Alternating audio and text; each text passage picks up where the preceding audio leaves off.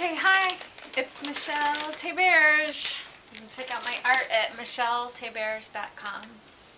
I'm talking to you today because people have been asking me what is an image transfer and what is this type of image transfer that you teach. I've heard of image transfers, but I've seen different techniques. So I'm just going to explain what I'm teaching.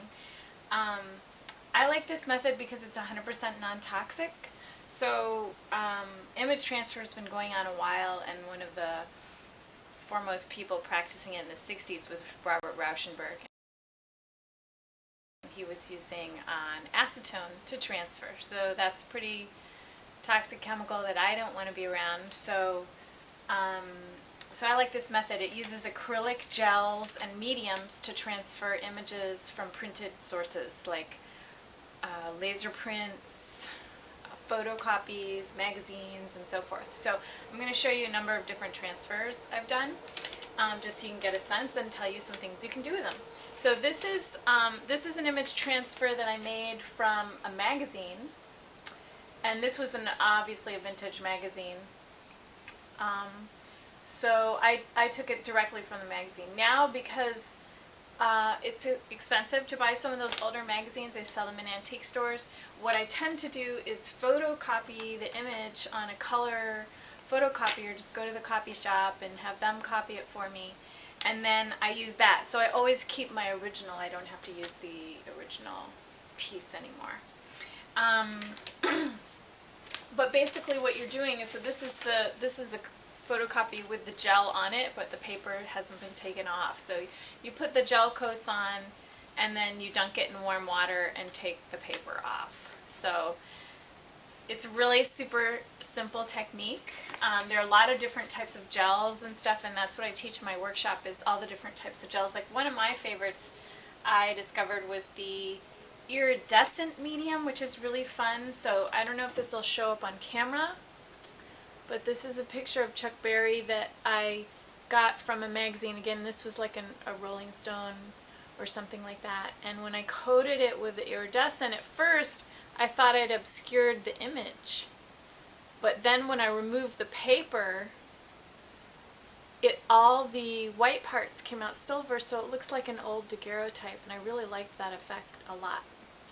So you can tint them. Now here's what it looks like in an actual painting. So this is one that's attached to a small painting with some more medium. All the mediums act like collage, and I'm talking about gloss medium or gel medium or gloss gel medium or string gel or whatever your favorite mediums are.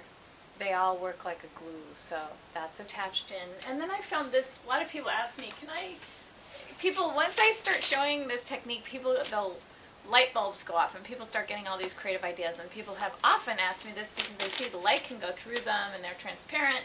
Can I make a lamp? And I found in this book by, I'm not sure I know how to pronounce her name, Rennie Tauscher, New Acrylics. She has a project doing, making a lamp using gel transfers, or acrylic image transfers. I use those terms interchangeably, gel transfer and image transfer. I tend to use the term image transfer because you don't have to use a gel to do it. You can use a fluid medium as well as a gel. The gel and the fluid is just the thickness of the medium, but they'll all transfer.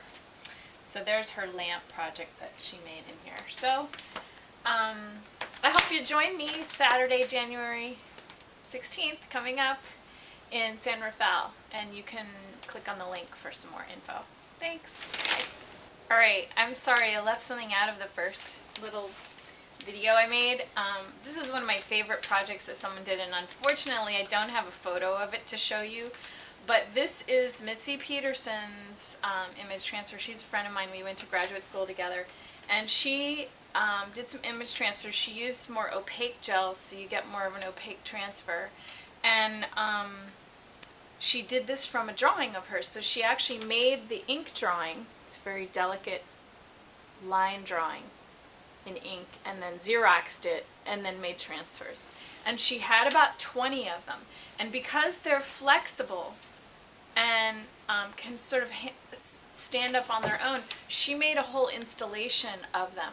So instead of hanging them flat against the wall. She put pins in them and let them curl like so they were more sculptural. She works a lot in 3D, and she shows at Ratio 3 Gallery. You can check out her work. This is an older piece. She did it before grad school, so I don't even know if she has it anymore, but this was one that she felt wasn't so successful, and she was kind enough to let me use it for teaching.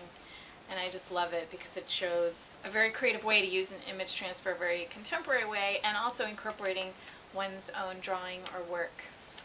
Okay, thanks.